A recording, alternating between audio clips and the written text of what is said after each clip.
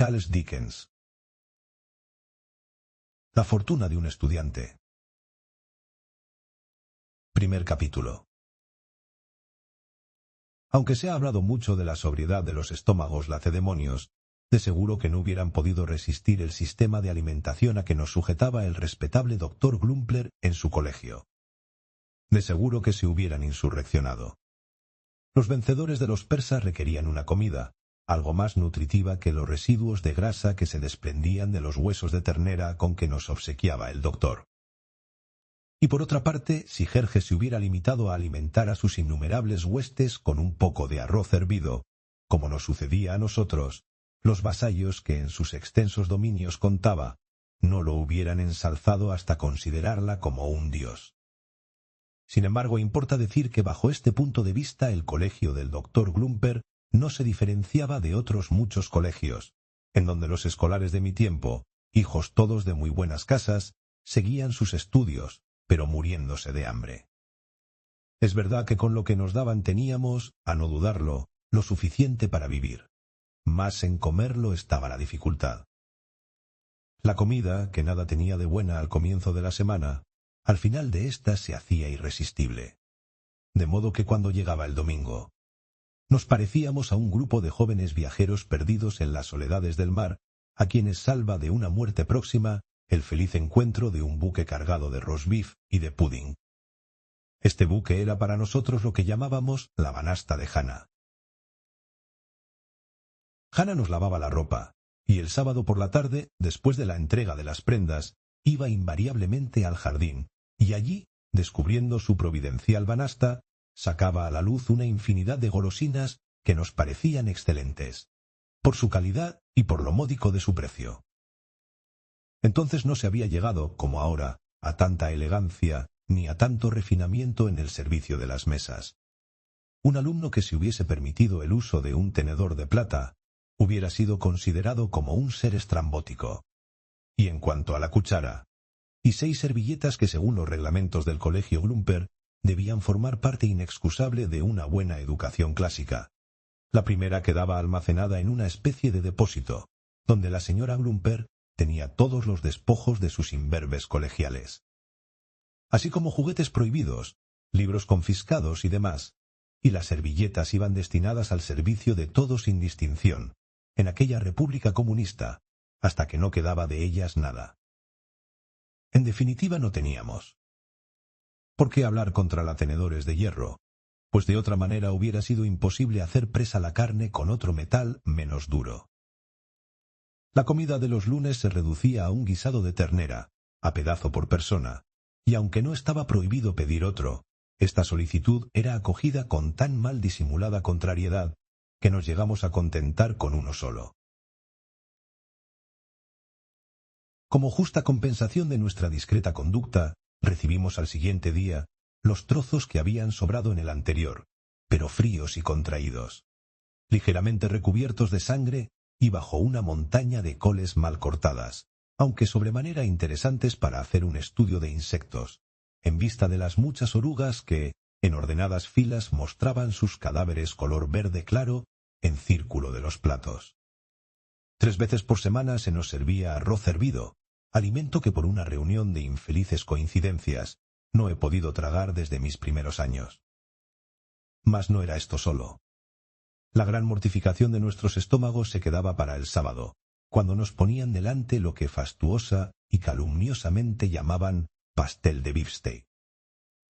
Un alma bien atravesada debía ser la del buey que se vanagloriarse de reclamar como de su pertenencia a aquel producto. En mi concepto, la composición de aquel comistrajo tenía tanta carne de buey como de unicornio el puré de guisantes.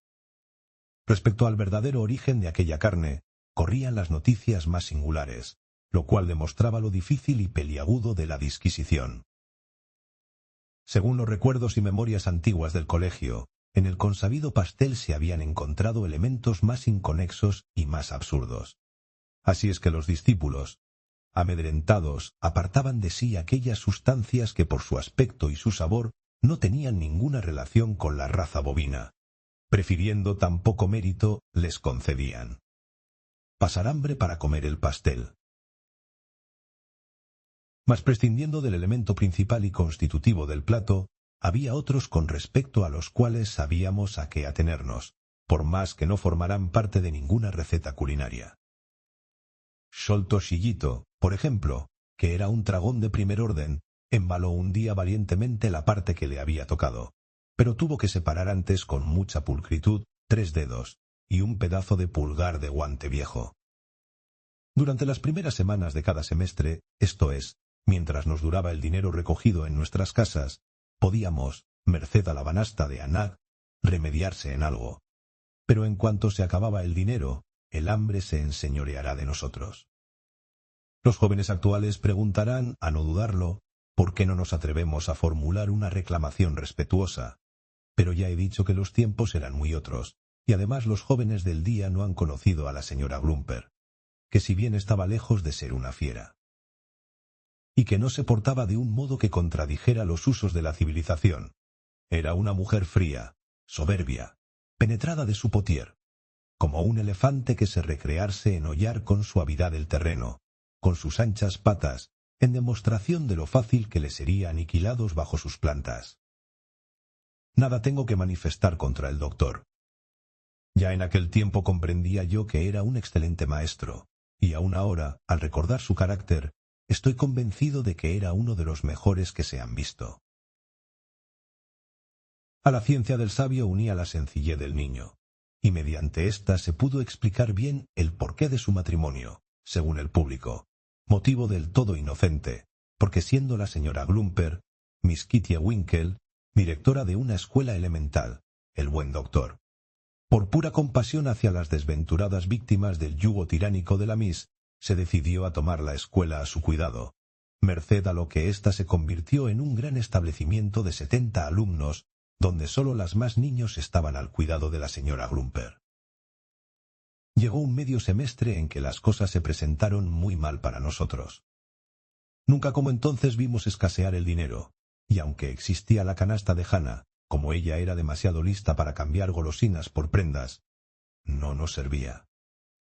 Nos reunimos en consejo, y como para tales casos nos juntábamos en el prado donde pacía la vaca del doctor, mansa y reposadamente, la vimos, y por su aspecto la indignación se apoderó de todos. «¡Robémosle el pienso!», gritó una voz chillona, salida de los últimos bancos. El distinguido tunante que se halla en los últimos escaños puede darse por feliz con no estar al alcance de mi mano, dijo Jacobo Rogers, que nos presidía y a quien agradaba imprimir una gran importancia y solemnidad a estos consejos. El pienso indicado solo debe servir para la señora Glimper, que podrá dividirlo con su marido. Y no digo más. Por esto la Asamblea Deliberante no puede tomar en consideración el consejo de ese digno ladrón, y creo que debe ser rechazado con el más profundo desprecio. Aprobado lo dicho por el presidente, todos quedaron en libertad de exponer sus opiniones. Augusto Alfaere hizo presente que las plumas quemadas son comestibles, y se le olvidó decir que son agradables al gusto. «Pongo mi bota izquierda a disposición de ustedes», dijo Frank Lightfoot, «porque la derecha tiene un enorme clavo en la suela, cosa que advierto de paso, a fin de que se sepa, pues la reservo para la última extremidad. Si nos comemos los zapatos será como comernos el pastel de beefsteak, pero no estamos para bromas. ¿Quién propone algo?» «Aún tenemos a mano a Muriel Robinson», dijo Shillito con aire tan feroz, que el aludido, niño de 8 años, novato y por lo mismo sonrosado y gordo aún, se llenó de terror. «Sí, sí», dijo el presidente reflexionando. «Sería un gran golpe político. Si la señora Glumper perdiese 1 o 2 discípulos, por lo que acaba de indicar el ilustre orador de pantalón manchado de tinta, tal vez le entrase la compasión. Con todo, lo propuesto por mi estimable colega me ha inspirado una idea que nos puede producir el mismo resultado sin las dificultades que envuelve. Que se escape uno de nosotros y propale las causas». La proposición fue aceptada, pero ¿quién sería el fugitivo? Porque de serlo efectivamente era como renunciar a la causa paterna. Todos se miraron, ninguno se ofreció al sacrificio. El presidente los miró con severidad. Todos sabéis, exceptuando los nuevos, que en la antigüedad muchos se sacrificaron por el bienestar público generosamente. ¿Faltará un corazón magnánimo entre 70 estómagos desfallecidos? Me parece que Sillito, hambriento como se halla, no titubeara. El interpelado, llamando encarecidamente al cielo en su ayuda, protestó contra la elección. Percival Pobjoy, continuó el presidente, la fortuna no os sonríe. Sois un pobrete sin un cuarto ni medio. Estás empeñado por lo menos para un mes, en el peor predicamento con la señora Glumper, y sin adición de ninguna clase al arroz ni a la col. Percival, ilustre joven, 3 egregias mujeres cuyos nombres figuran en vuestro diccionario histórico, nos enseñan que debéis rendir este servicio a la República. Pobjoy, protestando de su cortesía hacia dichas señoras cuyo nombre era inútil saber, repuso que tenía una abuela a quien adoraba más que a aquellas, y que por eso no podía tomar sobre sí el honor con que se le brindaba. Entonces, añadió el presidente con aire de satisfacción, cual si hubiese encontrado lo que deseaba, me dirijo al distinguido miembro que se halla. Sobre el macetón, el vencedor del hijo del hortelano es el señalado. A Joles le toca. Pero Joles, no encontrando relación alguna entre su victoria y su fuga, contestó que sólo estando loco adoptaría semejante determinación. Otros padres conscriptos a quienes se habló alegaron razones tan poco demostrativas como las anteriores, y ya se vio claro que no había más que acudir a la suerte. Y así se hizo después de haber pronunciado diferentes discursos. Se acordó que el indicado por la suerte se escaparía al siguiente día, y después de verse en seguridad lo participará a sus compañeros, o mejor aún, a su familia, diciendo que lo había hecho por no morir de hambre. Se le marcó un plazo de 1 semana para que intentase un llamamiento enternecedor a su familia, declarando lo que pasaba en el colegio. Si esto produce afecto, añadió el presidente, tanto mejor, y de lo contrario, al expirar el término fatal, el compañero designado huirá. Se procedió solemnemente al sorteo. Nuestros nombres, excepto los de los alumnos de la última clase, fueron escritos en papeles y estos echados en un sombrero. Algunos querían eliminar el de nuestro presidente, el más antiguo de la escuela, joven de 17 años y próximo a salir, y dispuesto a padecer al frente de nosotros toda el hambre del mundo. Pero se negó valientemente, despreciando la indicación como un insulto, y puso su nombre en el sombrero. Todos le imitamos.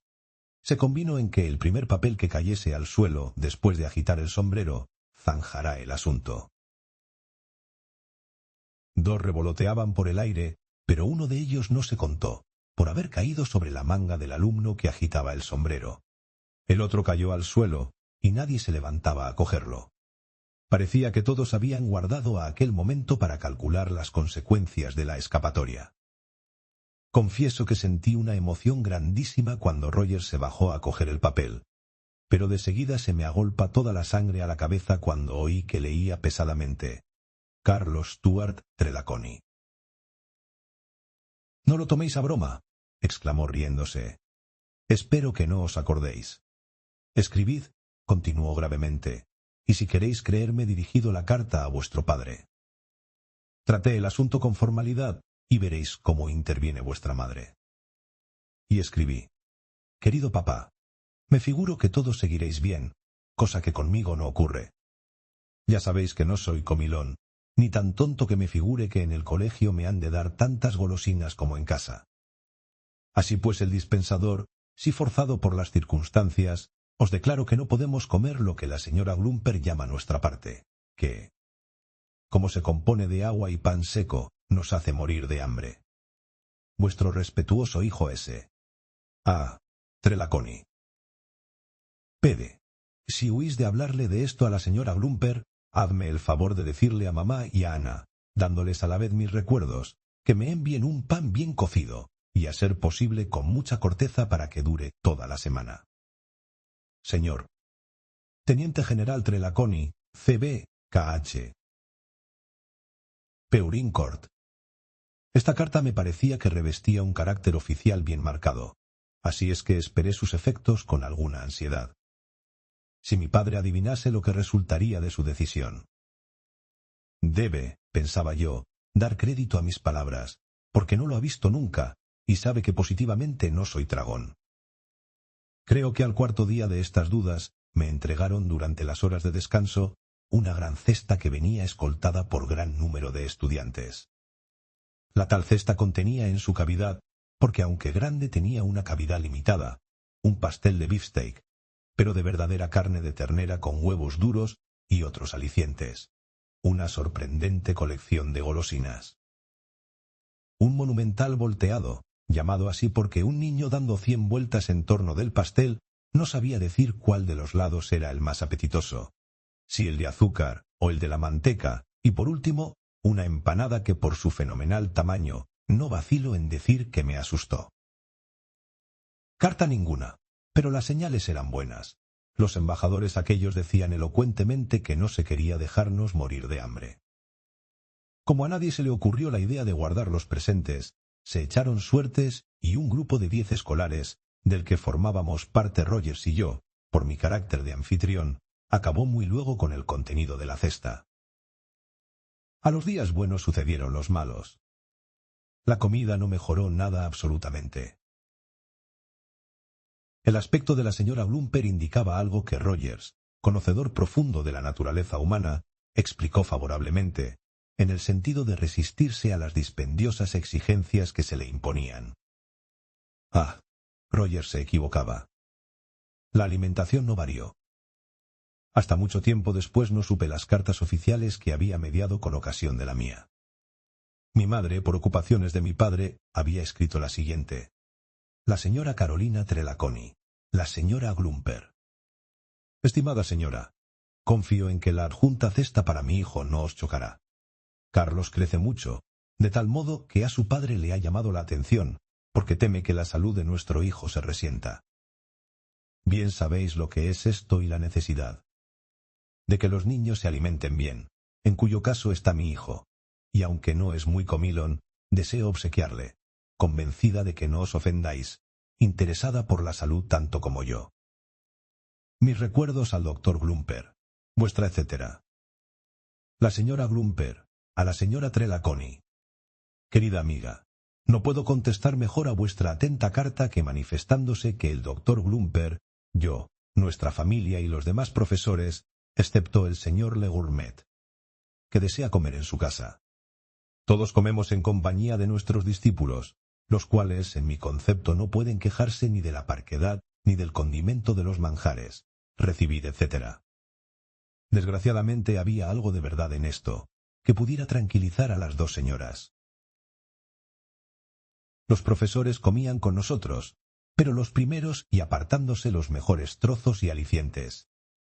El doctor, bondadoso como lo era, se sometía sin murmurar a las disposiciones de su mujer. Cuando vi disipada toda esperanza de que nuestros males tuvieran remedio, me pareció que no había más recurso que proceder a mi evasión. Porque nadie se había olvidado de esto, y todos me daban bromas acerca de ella. Tanto que Percival, mi deudor en 18 peniques desde inmemorial, los pidió prestados para devolverlos. Y otro compañero con quien reñí solicitó mi perdón, y todo porque aguardaban mi escapatoria. El temible sábado llegó. No quedaba más que una comida, último aplazamiento otorgado a la señora Glumper y a mí. Si hoy nos da una comida tolerable, dijo Rogers, te juro por Júpiter que renunciarás a tus proyectos. También salimos chasqueados. Hubo abundante arroz, muy abundante, para que no probamos del siguiente plato, y después del arroz, el horripilante pastel de aspecto pretencioso, como el de los charlatanes, pastel que contrastan extraordinariamente con el de mi madre. Mientras mis compañeros se entregaban a las minuciosas pesquisas acostumbradas, la señora Glumper gritó con campanuda voz: «El señor Trelawney no probará nada hasta que se haya comido hasta el último grano de arroz». Se oyeron risas comprimidas, pero yo me mantuve inflexible, y así terminó mi última comida en el colegio Glumper. «Lo deploro por vos», me dijo Rogers. «Y yo», contesté sonriendo, Pensaba en mi madre, pero no me atreví a declararlo y callé. Segundo capítulo. Por lo que pueda ser, voy a consultar al consejo. A poco estaba reunida la asamblea. Rogers habló con su acostumbrada elocuencia, diciendo que no podía haber sido confiada a persona más digna la suerte del colegio, que era un acontecimiento tal, que todos los ojos en Glumper House. Después me preguntó de cuánto dinero disponía, y le contesté llanamente. 18 peniques. Precisamente esa cantidad ha sido base de considerables fortunas, observó Rogers enfáticamente. Comenzó a trabajar con media corona. Los principios de este gran ciudadano fueron de los más humildes. Con 2 chelines y 6 peniques llegó a hacer un capital de 2 millones de libras. Hice presente a Rogers que no me encontraba en posesión de la cantidad que se suponía como principio de una fortuna. Es verdad, pero la tendréis. Aquí van 6 peniques, y si, como confío, os hacéis rico, acordaos de vuestro antiguo compañero Rogers, y regaladle una pierna de ciervo cogido en cualquiera de vuestras posesiones, por ejemplo, la de Escocia. ¿Quién se suscribe a favor de Trelawney? A pesar de que el dinero no abundaba, mis compañeros reunieron generosamente 9 chelines y 6 peniques. Las palabras de Rogers me habían enardecido. Me encontraba dispuesto a imitar los ejemplos por él citados. Di las gracias más expresivas a mis condiscípulos, y considerando que, según lo manifestado, en media corona existía un encanto mágico que debía proporcionar una fortuna, no quise aceptar más. Reuní todos mis vestidos y efectos, y traté de llevarme una manera de judías que me gustaba mucho. Pero Rogers se opuso a ello, porque no sabía de ningún dichoso aventurero que se hubiese hecho rico con media corona y una maceta de judías. El argumento me convenció, y así solo pensé en la manera de fugarse, hecho que cumplí muy fácilmente por una parte del jardín, invisible desde la casa, y ayudado por el mismo vigilante que debía haberme denunciado, como a cualquiera que se dirigiera a aquel lado. Mañana mismo, dijo Rogers, escribiremos la carta desde donde sea. ¿No es cierto? Sí, contesté, pues no faltaba más, y salté afuera. Con solo esto había pasado mi Rubicón, pero declaró que hasta que me encontré en el campo de Mr. Turbit, no me tuve por un fugitivo. Esto no me acobardó ni me hizo retroceder, ni concebir la idea de refugiarme bajo el techo paterno. Sentí dolor en el corazón al pensar en el disgusto de mis padres, pero me tranquilicé considerando que los calmaría con una carta. Y como no era prudente permanecer allí, me puse en marcha. Glumper House estaba situado en la parte norte de Londres, próximo al barrio de las grandes fortunas. Dirigí mis pasos hacia donde me figuraba que debía estar la Cité, y meditando acerca de mi albergue para aquella noche, recordé a un antiguo amigo del colegio, Felipe Concanen, del cual se conservaba memoria entre nosotros, y que a la sazón residía en Chelsea, a unas 7 millas. Confiando en un buen consejo suyo, y en que me guardaría el secreto, fui a verle. Estaba asociado con su padre y su tío, ricos cerveceros. Al entrar en la gran fábrica que explotaban, me encontré con que mi amigo dirigía por entonces en jefe el establecimiento. Concanen, hermano y Concanen. Recibí de él una favorable acogida y oyó mi relato con la mayor benevolencia, pero al mismo tiempo con mucha formalidad. La fabricación de la cerveza había hecho de él una persona grave y seria, al revés de lo que sucede con el manejo de la harina, que crea personas muy sentimentales y románticas. Felipe desaprobó lo hecho, severamente, así como las ilusiones de Rogers, sobre todo que la media corona fuese camino seguro para la fortuna, y me aconsejó que renunciasen a mis proyectos y que me sometiera a mi familia. Pero como yo, poseído de la mayor entereza, me negué a ello, tuvo que ceder y trazamos el siguiente plan. Una vieja criada llamada Siuxby quedó enterada de parte de mi secreto y me arregló una habitación para que la ocupase hasta el lunes por la mañana, sin que nadie supiese de mí. Tenía salida al callejón de los judíos. En ella viviría hasta que encontrase una manera de hacerse hombre, pero si se sospechaba algo, yo saldría de allí para no comprometer a mi amigo. Para la criada era yo sobrino de Mr. Tisleworth, comprometido en una terrible conspiración descubierta en Cato Street. Hecho esto, escribí lo siguiente a mis padres. Querido padre, me alegraré de que estéis bien. Cuando se acabó el pastel y los demás adminículos que nos enviasteis tan amablemente, el hambre comenzó de nuevo con el arroz, la col, las orugas y el pastel de beefsteak. Yo esperaba que escribiría a la señora Glumper, pero sospecho que no habéis tenido valor. Congregados todos los condiscípulos, hemos resuelto huir unos después de otros, hasta que mejoren los alimentos, y a mí me ha tocado la suerte de ser el primero. Creo que aprobaréis mi fuga, pues os he oído decir a propósito del capitán Shurker que no es digno retroceder. Se necesita un muchacho. Llevo un traje completo, alguna ropa blanca, la Biblia, mi cuaderno de traducciones altinas y el dinero bastante para dar principio a mi fortuna. Conozco el camino que he emprendido, o por mejor decir, lo conoceré mañana, y espero que no os incomodaréis. Abrazos a mamá y a Ana. Vuestro hijo que os quiere, S. Trelawney. Mi amigo me condujo por un sombrío corredor hasta la portezuela de escape, y dándome la llave, me advirtió que todos los días se presentaría a hablar conmigo, a traerme la cena y a saber si había encontrado modo de hacerse hombre. Salí al callejón de los judíos, e irguiendo la cabeza reflexioné valientemente que ni me pertenece ni perteneció a nadie. Me pareció que con esto solo tenía bastante para salir del atolladero. ¿Cómo empiezan casi todos? Por una dichosa casualidad. Un hijo de buena familia que se cae del caballo y a quien se socorre. Una cartera con valores importantes que se pierde y que se puede devolver. Pero la fortuna no se repite. En mi niñez había leído que un grande tuvo su principio en una barbería. ¿En dónde tropezar con mi barbero?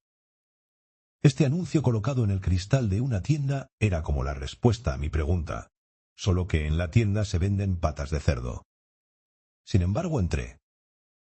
¿Qué os ocurre, caballerito?, me dijo el dueño, hombre robusto, delantal blanco y de cuchillo en mano. ¿No es aquí donde hace falta un muchacho?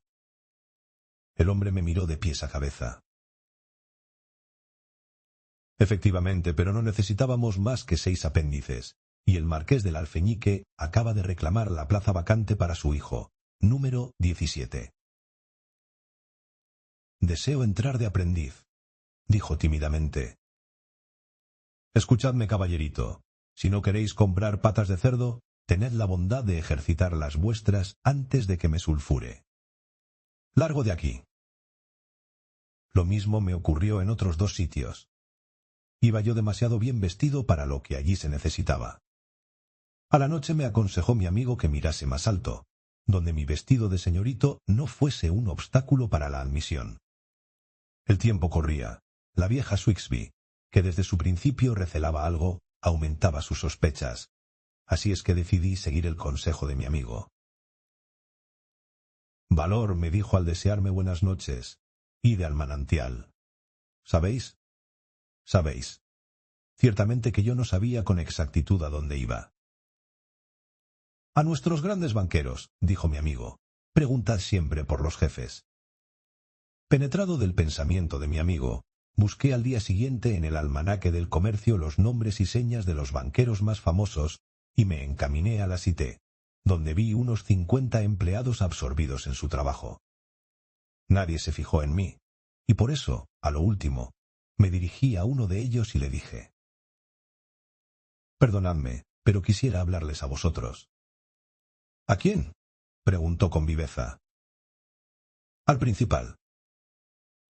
«El señor Lerigot se halla ahora en Goldsborough Park», me contestó sonriendo con aire chuzón.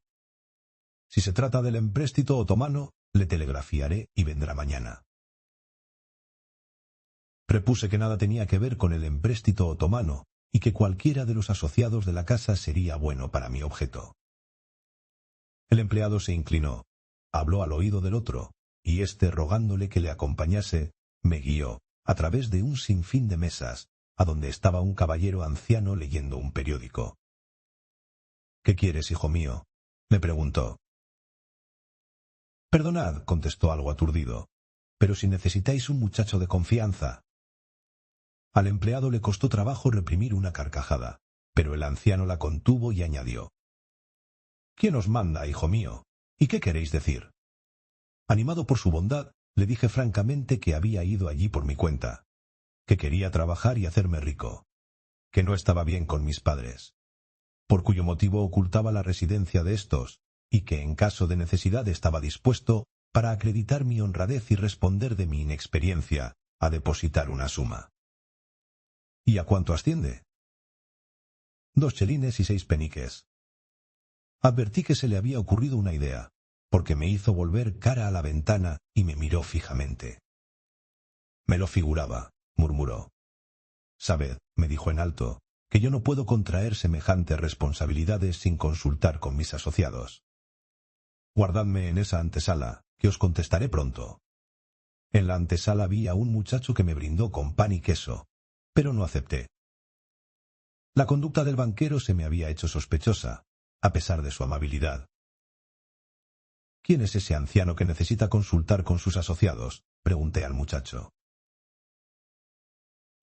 Sir Eduardo Golshore, que vive cerca de Penryn. ¿La residencia del general Telaconi? Cabalmente. El general almuerza aquí cuando viene a Londres. Y en cuanto a los asociados, me choca, porque todos están ausentes. Me parece que aquí hace mucho calor, dije casi sin aliento. Voy a dar un paseo y vuelvo enseguida. Y antes de que el portero me pusiese ningún inconveniente me marché. Al verme con Concanen, advertí que si fisonomía no me anunciaba nada bueno. La vieja Swigsby sospecha. Si no regresas a casa de vuestros padres, tenéis que iros a otro lado. No había otro remedio. Salí de aquella casa y me instalé en un cuartito próximo a la de mi amigo, para poder vernos con facilidad. Quiso pagarme el hospedaje de una semana, pero cuando le dije que de aceptar su ofrecimiento comprometía mi porvenir, consintió en comprarme algunas prendas, y así conservar intacta mi media corona.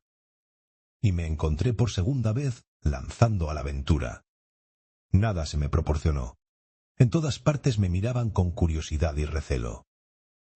Por más que hice no podía aparentar un punto medio entre el hijo de buena familia y un vagabundo. No quiero describir mi existencia en tan amargos días. Mis esperanzas y mis recursos menguaban. No veía a Felipe ni quería verle por evitar compromisos.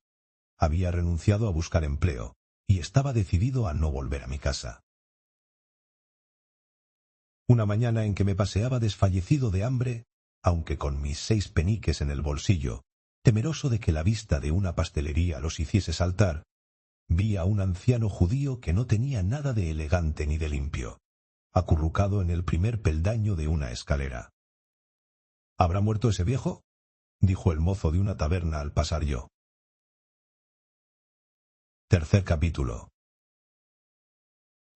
El anciano judío levantó los desmayados ojos, y entonces observé que su rostro no tenía nada de innoble. Me puse a mirarle, y vi que era de avanzada edad, que estaba escuálido, hambrienta y cubierto de andrajos. Me tendió la mano, aunque sin demandar limosna, y seguí adelante, pero se me ocurrió en el acto la idea de si iba a morir. Los 6 peniques me saltaron en el bolsillo. Luché entre darlos al viejo y quedarme como él o distribuirlos, pero como si no tenía cambio que devolverme. ¿Fue una alucinación o fue verdad?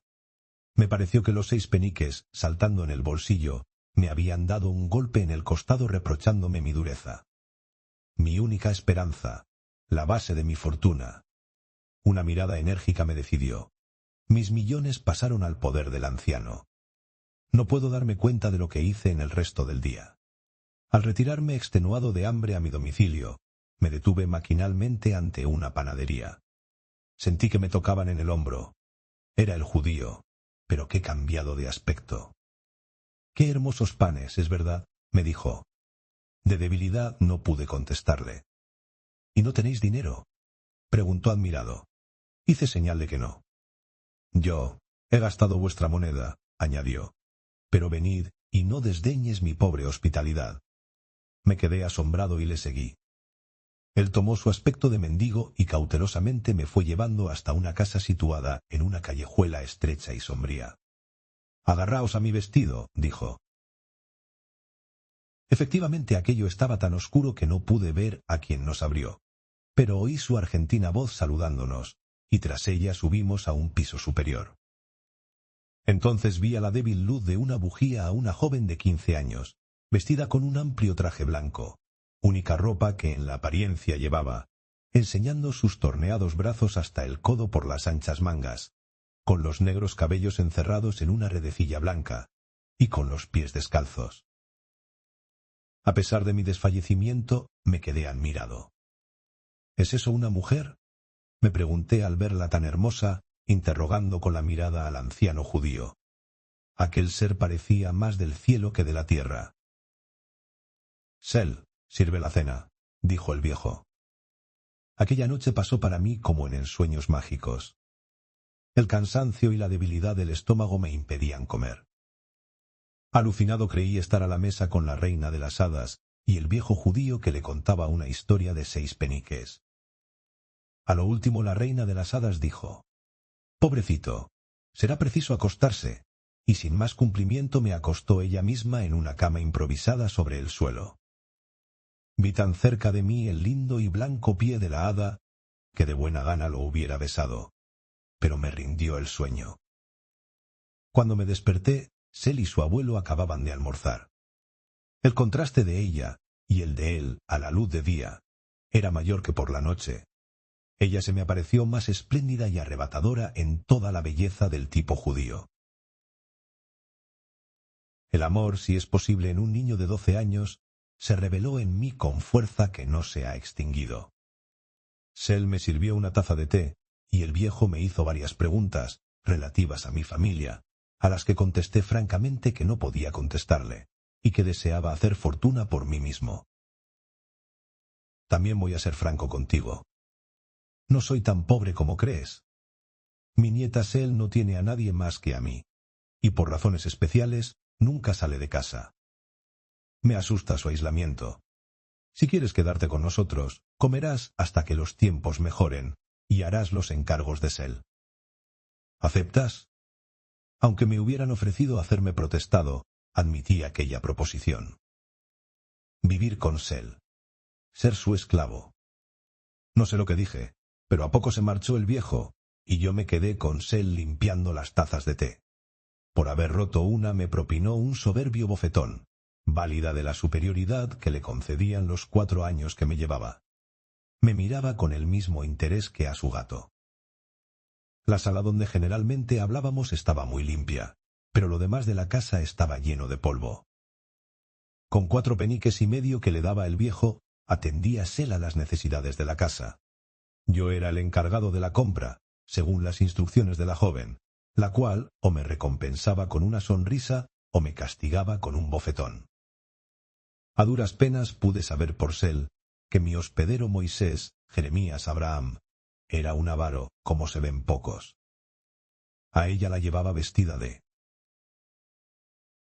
aquel modo para que no pudiera salir de casa y gastar, pero al verla tan hermosa, no pude por menos de pensar que había otro motivo más poderoso. Me dijo también que el viejo estaba ausente casi siempre hasta el crepúsculo, y algunas veces hasta más tarde, por lo que si ciertas noches oía sus señales en la ventana, sin oír sus pasos en la escalera, debía callarme. «Desgraciado de ti», añadió amenazándome con su manita, «si descubres nuestro secreto». Nuestro secreto. El corazón se me oprimió y comprendí los celos. Se la amaba.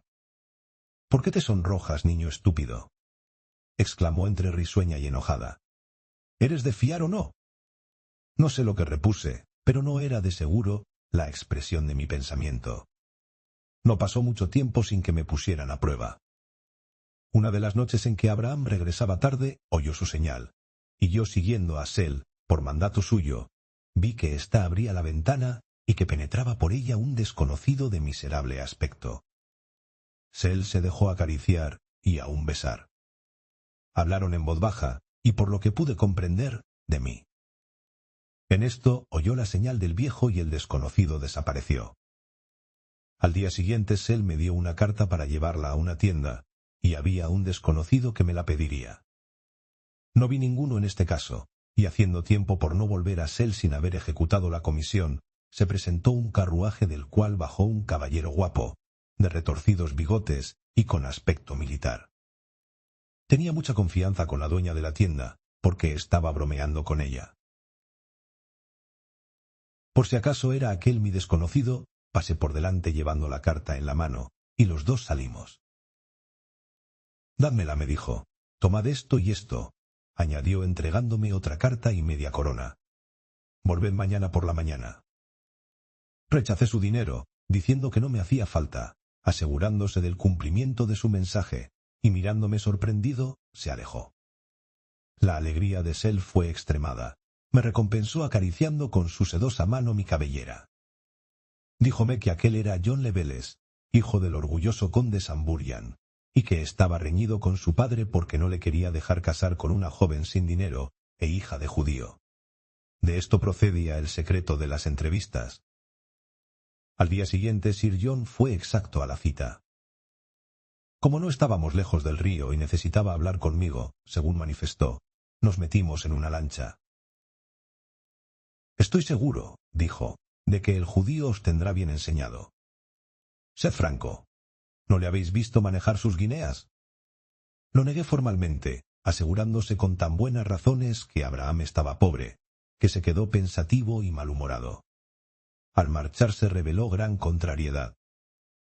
Nada le dije a Sel por no entristecer, pero desde entonces las visitas de Sir John fueron escaseando con gran sentimiento de Sel, que llegó a preocuparse de tal modo que parecía como muerta.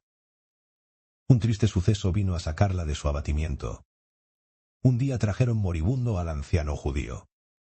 Habiendo sido robado en medio de la calle, la conmoción que esto le produjo fue tan grande que apenas vivió algunas horas. Sel, que no le había abandonado un solo momento, se sobrepuso al golpe con extraña resignación, pero su palidez y la extraña expresión de sus miradas me asustaron. En el testamento que se encontró la dejaba heredera de todo, y por tutor a un tal Lemuel Samuelson. Nunca se supo la cantidad robada.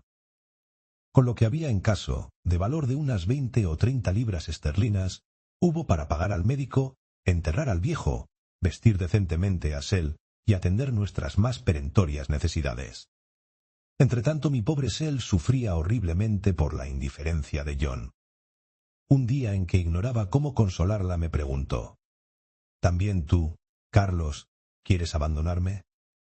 «Sel, me abandonaron». Y desesperado me puse a llorar. «Os ruego, mi querido, mi buen Car». Y no pudo seguir, deshaciéndose en lágrimas. Al mismo tiempo me llamó la atención un niño que desde la calle me hacía señas de bajar. «Un caballero», dijo, «me ha dado un chelín para que os avisara de que os esperaba al final de la calle».